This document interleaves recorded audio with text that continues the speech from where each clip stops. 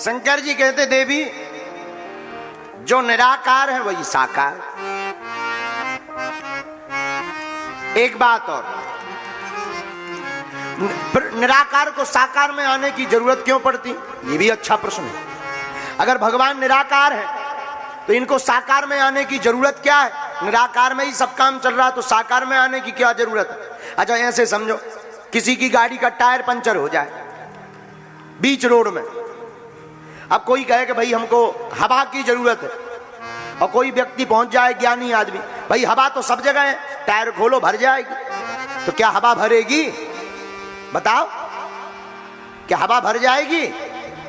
नहीं, हवा तभी भरेगी जब मशीन के द्वारा उसमें डाली जाएगी, विशेष दुकान पर जाएंगे मशीन के द्वारा या पंप के द्वारा भरी जाएगी, तभी हवा भरेगी। उसी प्रकार भगवान तो निराकार हैं, केवल निराकार से काम इसलिए नहीं चलता क्योंकि वो सब जगह हैं, पर कभी कभी भगवान को भक्तों के हृदय में भक्ति दृढ़ करने के लिए साकार बनकर आना पड़ता है।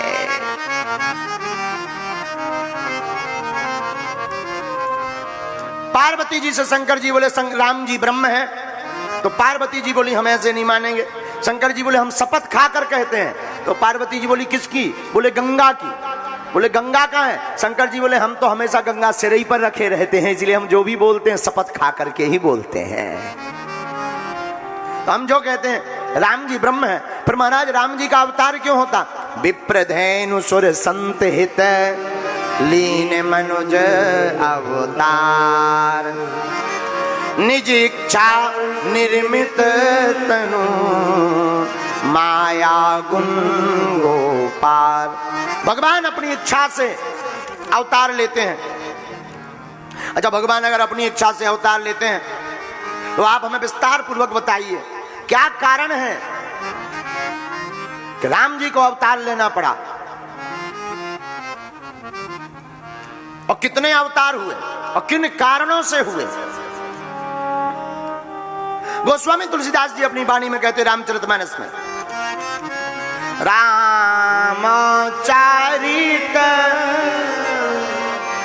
रामचरितमानस में गोस्वामी जी कहते राम जन्म के हेतु अनेका, राम जन्म के हेतु अनेका, परम विचित्र एक एका, परम विचित्र एक एका। देवी जी, भगवान के अवतार के अनेक कारण हैं, और भगवान राम का अवतार अनेक कारणों से हुआ, और सभी कारण एक से एक विचित्र हैं। और इस संसार की गतिविधियों पर नहीं अधिकार किसी का है, जिनको हम परमात्मा कहते ये सब खेल उसी का है, जिनको हम परमात्मा कहते ये सब खेल उसी का है। इस संसार की गतिविधियों पर हो, इस संसार की गतिविधियों पर नहीं अधिकार किसी का है, जिनको हम परमात्मा कहते ये सब खेल उसी का है, जिनको हम परमात्मा कहते ये सब खेल उसी का है। क्षण भर को भी नहीं छोड़ता सदा हमारे पास में है, क्षण भर को भी नहीं छोड़ता सदा हमारे पास में है। काया की श्वासा डोरी का तार उसी के हाथ में है, काया की श्वासा डोरी का तार उसी के हाथ में है। हंसना रोना जीना मरना, हंसना रोना जीना मरना सब उसकी मर्जी का है, जिसको हम परमात्मा कहते ये सब खेल उसी का है, जिसको हम परमात्मा कहते ये सब खेल उसी का है, जिसको हम परमात्मा कहते ये सब खेल उसी का है। भगवान के अनेक अवतार के कारण है। तो पार्वती जी की मां कहती हैं कि हमको कुछ कारण बताइए जिन कारणों से भगवान का अवतार हुआ।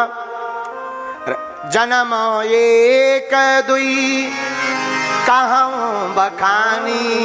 हे पार्वती जी, हम भगवान के जन्म के कुछ कारण बता रहे हैं, जरा सुनिए। एक कारण पहला, जय अरु विजय जान सबको। एक कारण भगवान के अवतार लेने का जय और विजय है। भगवान के दो द्वारपाल थे, एक का नाम था जय, एक का नाम था विजय। एक बार सनकादिक मुनि आए, भगवान ने कहा किसी को प्रवेश मत करवाना। चारों कुमार सनत सनंदन सनातन सनत कुमार आए दरवाजे पर, कहा हम तो अंदर जाएंगे। द्वारपालों ने कहा नहीं, अभी नहीं जा सकते, मना है। भगवान ने रोका है। सनकादियों को क्रोध आ गया कि हमको जाने से रोका है, जाओ हम तुम्हें श्राप देते हैं, तो तुम दोनों भाई असुर देह पाओ, राक्षस हो जाओ पृथ्वी पर जाकर। विप्र श्राप ते दोनों भाई, तामस असुर देह तिन पाई। 3 जन्म तक तुम राक्षस हो जाओ। भगवान दौड़े दौड़े दरवाजे पर आए, शोर सुन करके, क्या हुआ क्या हुआ महाराज, नाराज क्यों? अरे इन्होंने हमें जाने से रोका है, हमने श्राप दे दिया कि जाओ ये दोनों राक्षस हो जाएं। भगवान बोले महाराज ये तो हमारे द्वारपाल है, श्राप तो हमें मिलना चाहिए क्योंकि मालिक तो हम है, लेकिन वो आपने श्राप दे दिया तो कोई दिक्कत नहीं, श्राप आपका हमें सिर पर माथे पर है, लेकिन अगर ये दोनों राक्षस बनेंगे तो हम 3 जन्म तक अपने द्वारपालों की रक्षा के लिए, इनका वध करने के लिए भगवान का अवतार लेकर के आएंगे। तो पहले जन्म में जय और विजय हिरण्याक्ष और हिरण्यकश्यपु बना, तो हिरण्याक्ष का वध भगवान बाराह ने किया और हिरण्यकश्यपु का वध भगवान नरसिंह ने किया।